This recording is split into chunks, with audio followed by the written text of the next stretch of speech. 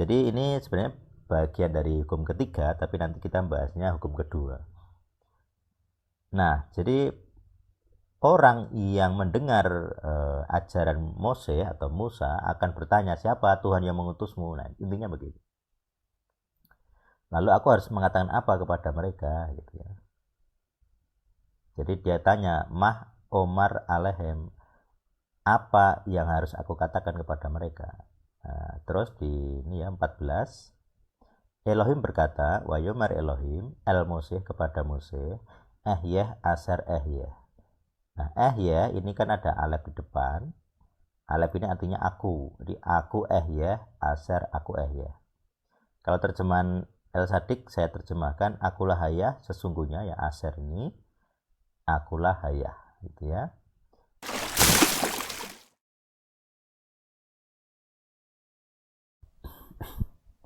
Baik, kita akan mulai sesi pemuridannya.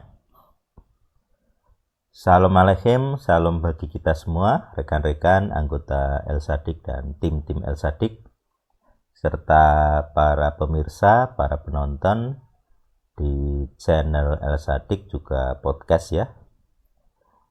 Tema malam ini adalah hukum kedua, tapi kita akan bergerak sedikit ke hukum ketiga. Hukum keduanya adalah kita berkaitan dengan ini ya, Elohim Aharim, jadi yang minggu lalu, yaitu ilah lain. Jadi hukum dari kedua itu kan nulisnya jangan ada padamu ilah lain di hadapanku. Nah, ilah lain itu apa? Itu intinya.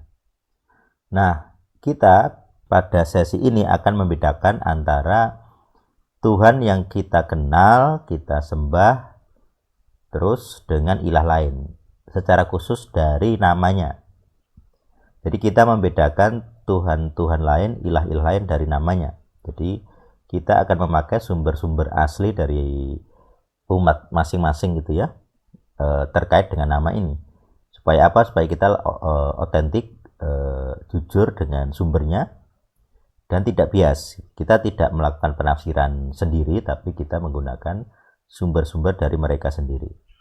Misalnya kalau kita Kristen, kita mengakui Tuhannya Israel, ya kita memakai sumber dari orang Israel gitu. Nah, baik, saya akan mengambil dari kita sendiri ya. Saya ambil, sebenarnya ada 2 ayat, tapi saya akan tampilkan satu saja dari Exodus. Saya akan share apa ini, share tab aja ya, share tab Exodus 3. Oke. Bisa lihat tab saya nggak? Halo? Bisa. Bisa jelas. Oke, saya full screen ya.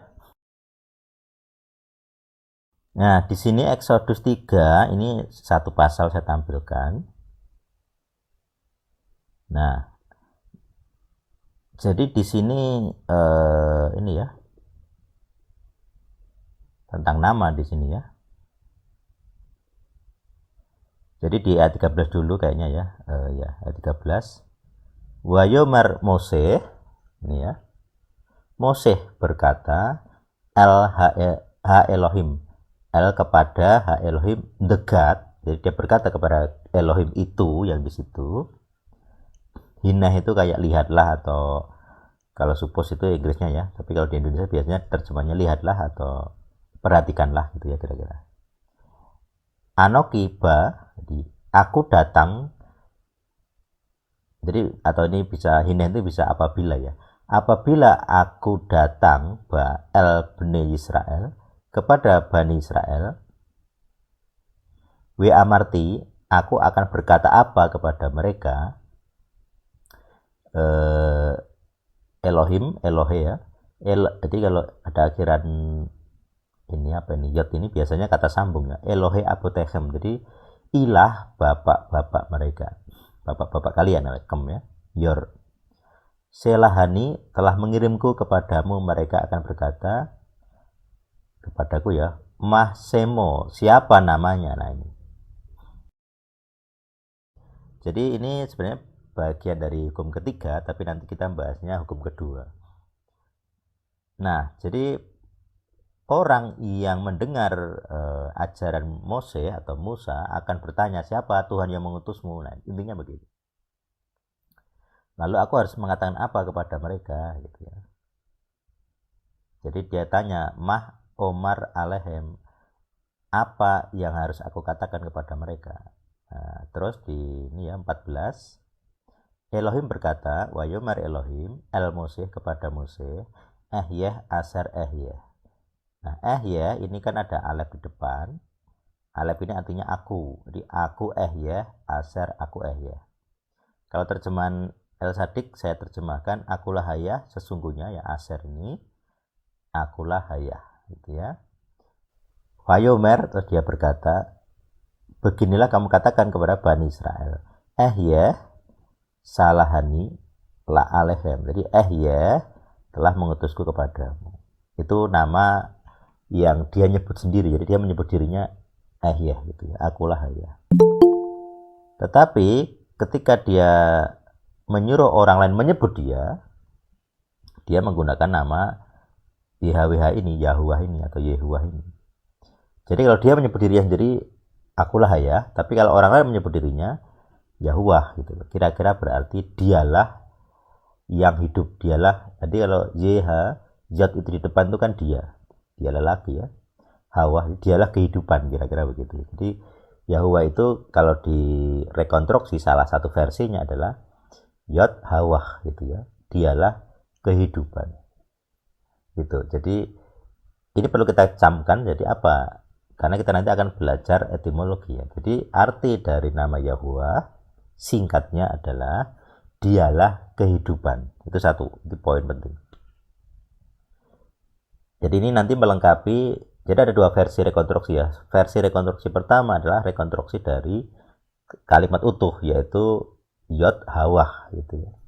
Nah, rekonstruksi kedua adalah dari Hayahu Hawah, dari makna, itu dari kitab Wahyu. Nah, kita punya dua, di El Sadik ada dua versi yang kita pergumulkan gitu. Versi yang pertama adalah versi pendek, jadi Yod Hawah, jadi dialah Hawah.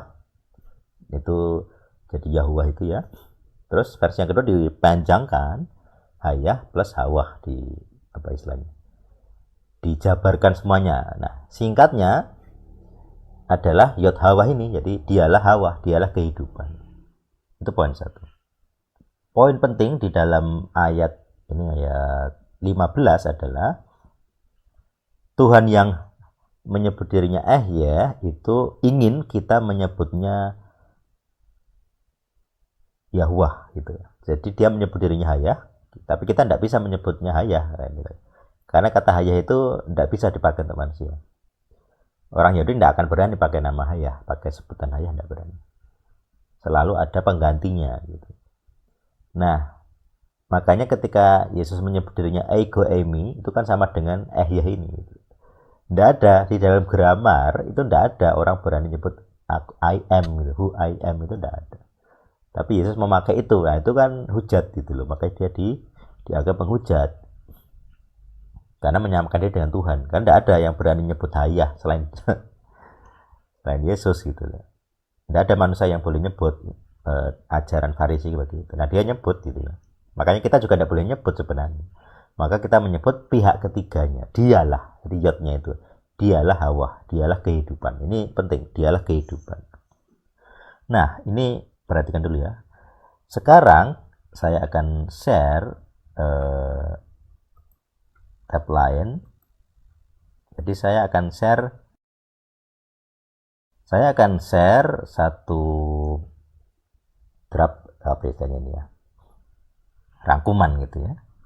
Jadi untuk ini hukum ketiga sudah ada videonya, nanti saya jelaskan ulang besok. Nah kita akan melihat beragam nama-nama Tuhan atau ilah atau sesembahan di agama-agama. Secara khusus ya ada di Indonesia gitu. Nah kita akan membandingkan. Jadi di pasal 15 tadi kan Yod Hawah kan berarti kan dialah Hawah gitu loh, kira-kira ya, ini rekonstruksi ya. Dialah kehidupan. Kalau di kitab Wahyu yang versi kedua yang Hayahu Hawah, akulah dia yang hidup. Ya sangat mirip ya, ada hawahnya kan hawa. Tapi yang jelas itu yod hawah itu salah satu rekonstruksi yang simple gitu. Jadi kehidupan. Jadi makna kehidupan itu kita ambil. Makanya di Al-Sadi kita, atau saya sering menyebut Tuhan yang hidup. Kenapa? Karena itu saya sedang mengucapkan nama itu dalam bahasa saya, bahasa Indonesia.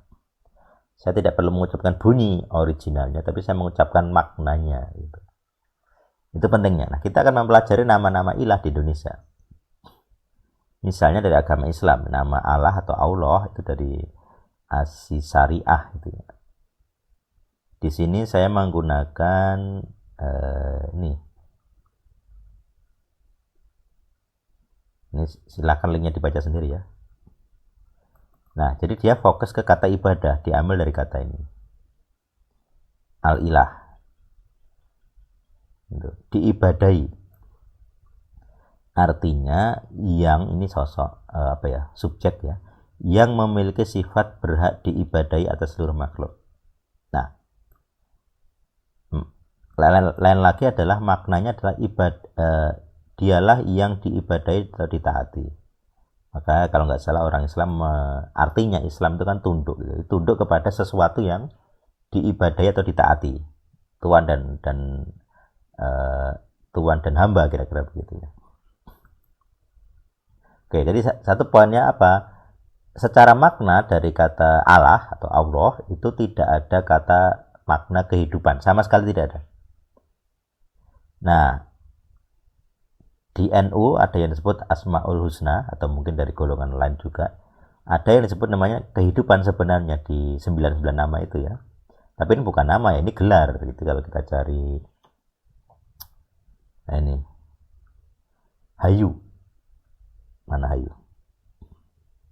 Nah ini kelihatan nggak ya nih? Perlu saya zoom, bisa zoom mana? Nggak muncul. Pokoknya ini Hayu. Nah, Hayu ini kan sama dengan Hayah di Ibrani kan Hayah. Tapi ini bukan nama, ini gelar. Dan ini gelar tambahan gitu. Ini gelar istilahnya apa ya? Gelar yang muncul kemudian, bukan di kitab Qur'annya sendiri, kalau nggak salah begitu ya konsepnya. Di hadis lah itu istilahnya. Ada linknya di islam.nu.org.id. Jadi dari agama ini tidak ada Tuhan. Oke, lanjut ya. Jadi dari agama Islam tidak ada makna hayah, tidak ada makna kehidupan. Adanya adalah sosok yang diibadahi. Nah, gitu. Jadi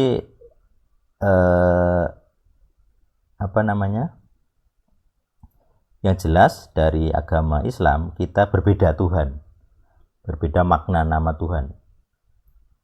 Kita tadi adalah hayah, yod hawah gitu ya. Jadi dialah kehidupan. Nah, di Islam tidak ada penyebutan arti kehidupan. Yang ada adalah tentang ibadah gitu ya. Ibadah, ketaatan, terus disembah dan sebagainya. Terus dari NU tadi ada hayu atau hayah, tapi itu gelar, bukan nama. Kita nggak bisa pakai. Terus dari Hindu Siwa, ini dari link ini ya. Linknya mana ini, lupa aku. Facebook sih ini, Unhidden Pasar, jadi dia orang Hindu ya. Siwa, nah Siwa ini dua kata Siwa. Nah ini dia menggunakan ini ya, semoga kelihatan ini. Atau saya kasih zoom dulu ya, ini kok tidak ada zoomnya. Kalau gini kelihatan gede nggak? Halo? Sedang sih, sedang. Tapi kurang. Gini? Kelihatan sih, kelihatan jelas. Atau tapi kalau lebih detail lagi lewat lewat laptop kayaknya jelas ini. Tergantung layarnya juga, Kang. Oke, oh ini deng ya, fitur tab, bentar.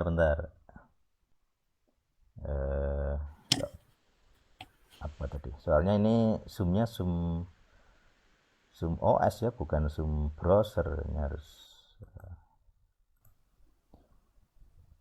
stop sharing, saya sharing all window saja. Jadi seluruh layar Anda, oke, seluruh layar. Oke, saya share seluruh layar. Gini, terus saya zoom. Kelihatan gede nggak? Terus sama saja. Jelas, gede-gede. Nah, ini seluruh layar ya. Ini di dalam siwa, dalam bahasa Sanskerta, berarti baik hati, suka memaafkan, memberi harapan, membahagiakan, gelar kehormatan. Jadi baik hati memaafkan. Tidak ada kata kehidupan ya. Ini linknya. Jadi tidak ada kata kehidupan. Siwa ini tidak ada makna kehidupan. Jadi beda dengan Tuhan kita ya. Terus ini yang lain dari siwa Sanskerta. Dari learnsanskrit.cc, ini kamus bahasa Sanskerta ya. Jadi kata siva itu auspius. Auspius itu kalau di Google Translate itu ini menguntungkan, penuh harapan. Menguntungkan, penuh harapan, bertanda baik. Conductive to success, favorable. Tidak ada kata kehidupannya.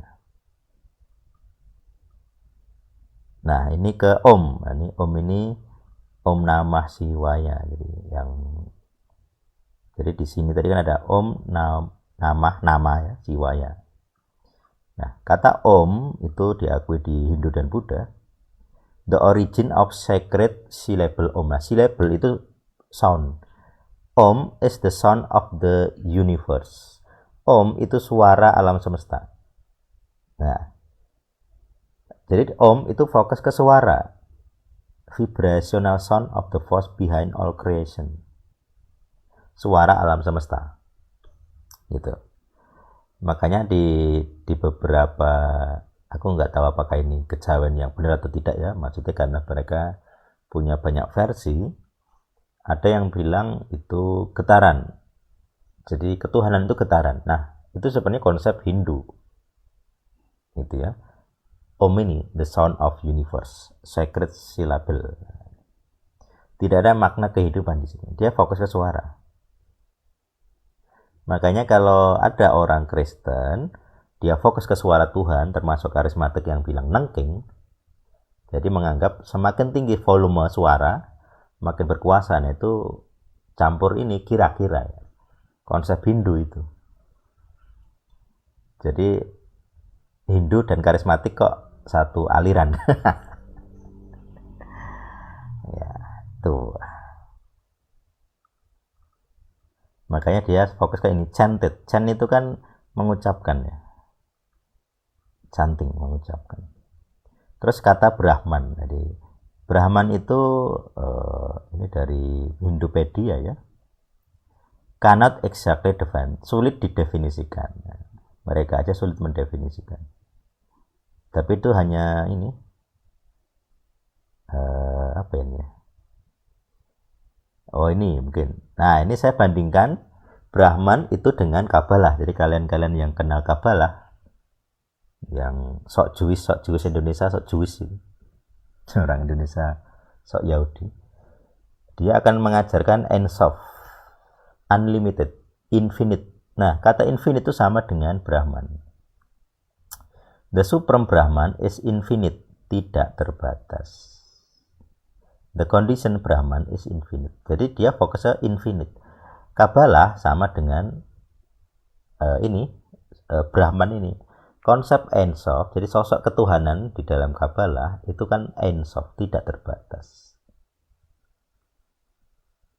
Nah, ini. Jadi Kabbalah punya konsep sama, infinite. Jadi dari kata yang dipakai kita bisa menelisir benang merah gitu ya.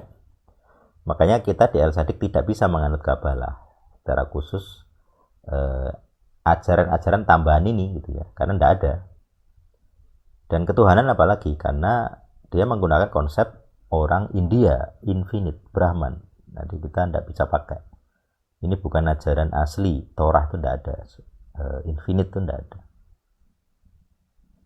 Jadi Tuhan itu fokusnya ke kehidupan, dialah Hawa gitu. Bentar, ada yang masuk. Siapa ini? Oh, Pak Wid. Ya, kita lanjut ya.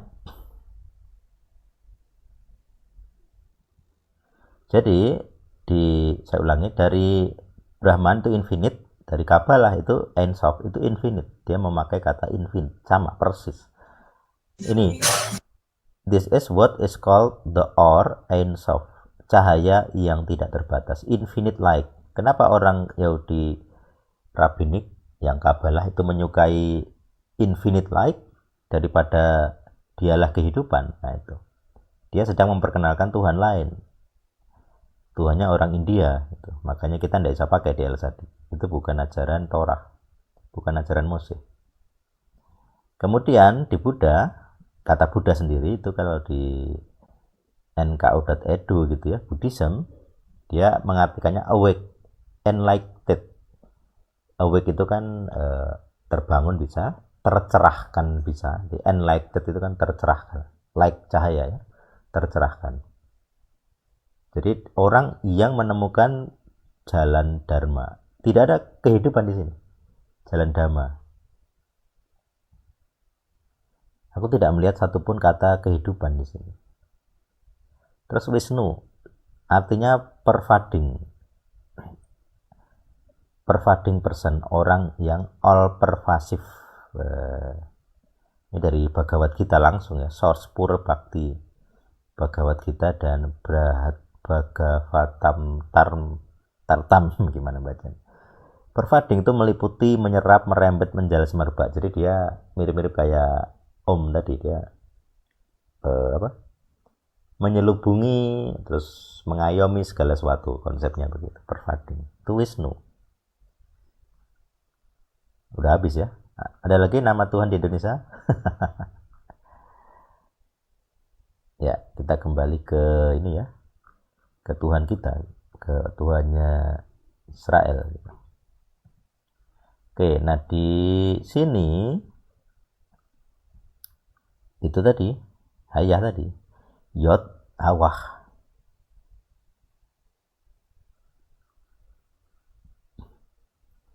Jadi kalau kita ini Yod, ini Hawah, maka kita paling gampang memahaminya sebagai Yod Hawah, dialah Hawah.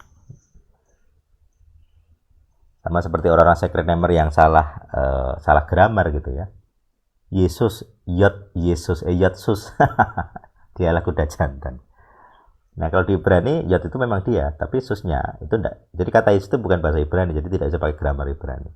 Tapi kalau nama suci kan nama Ibrani gitu ya. Jadi ada dua variasi rekonstruksi, satunya Yod Hawah, dialah Hawah, kehidupan. Terus yang lain ya tadi Ayahu Hawah gitu. Dialah, akulah dia yang hidup. Nah ini gampangnya ya, soal rekonstruksi benerannya ya kita ada banyak variasi, ada banyak versi nanti. Karena misalnya di Yod Hawa itu kadang ada yang bilang Yodnya harus meluruh gitu, jadi tinggal YWH gitu ya. Itu salah satu aturan grammar yang dianut gitu. Tapi yang jelas di sini Yod ada Hawa gitu. Itu paling gampang gitu. Kalau penjelasan lengkap ya saya lebih memilih yang tadi Hayahu Hawa ya, dialah yang kehidupan. Dialah yang hidup intinya begitu. Nah, dialah dia. Agak aneh ya, dialah dia. Nah, itu poinnya di situ. Jadi hukum kedua ketika bilang jangan ada padamu ilah lain di hadapanku, kita bisa cek dengan makna nama dari ilah-ilah itu. Makanya yang tadi saya bilang Kabbalah, kita bisa bedakan. Kabbalah itu kok infinite ya. Ini kita berusaha membedakan ini. Ajaran-ajaran yang berusaha masuk gitu. Mengaku original tapi kok tidak original. Jadi ketika Kabbalah menyebut dirinya infinite sedangkan Brahman itu infinite, nah itu kan ya saya pakai logika saya. Jadi ada sambungnya antara Brahman dan Ein Sof. Berarti ada dugaan itu terpengaruh oleh Hindu atau zaman itu kan Babilonia gitu ya. Jadi sebelum Hindu mungkin malah. Jadi di Babilonia ada ajaran tentang Brahman, walaupun mungkin namanya berbeda ya. Ilahnya bisa berbeda, bukan Brahman sebutannya. Tapi konsepnya infinite itu sama. Bahkan mungkin kata Ein Sof ini ya dari Babel gitu ya. Kalau memang begitu ini lebih bahaya. Jadi konsep filosofinya Kabalah berasal dari Babel, bukan dari Torah, intinya begitu. Nah, itu poin dari hukum kedua.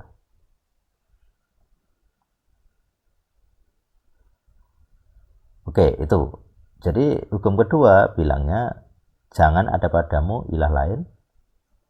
Kita bisa bedakan dengan cara menguji namanya. Tidak ada agama di Indonesia yang memiliki arti yang Tuhannya memiliki arti kehidupan. Aku belum lihat, belum punya data. Semuanya punya beda makna. Islam bukan kehidupan, Hindu Buddha bukan kehidupan, agama lain juga tidak. Belum nemu ya. Orang Jawa bilang urip kudu urup gitu ya, membara. Terus tapi nama Tuhannya juga tidak jelas. Samar, semar, samar itu juga bukan kehidupan, tidak ada. Atau sang yang siapa gitu, sang yang tunggal itu bukan kehidupan gitu. Tunggal. Sang yang apalagi ya. Jadi ada banyak versi. Kalau di namanya agama suku biasanya banyak aliran gitu. Tapi tidak satupun yang spesifik ke kehidupan, ke hayah itu beda. Ke hawah. Apalagi yang ke hayah ini ya, yang ini apa namanya? Yang selalu ada, yang selalu hidup tidak ada di agama-agama lain. Aku belum nemu. Jadi belum ada sosok ketuhanan lain yang menyebut dirinya akulah hayah seperti Ahya tadi, tidak ada. Akulah hawa kehidupan juga tidak ada. Bahkan yang menyuruh umatnya untuk menyebut Tuhan itu kehidupan juga tidak ada. Kayak Yahuwah itu kan sebutlah Tuhan sebagai kehidupan. Itu. Jadi ya itu eksklusif agama-agama Abraham gitu ya, agama Abraham yang sangat apa istilahnya ya, sangat jelas konsepnya dari kuno.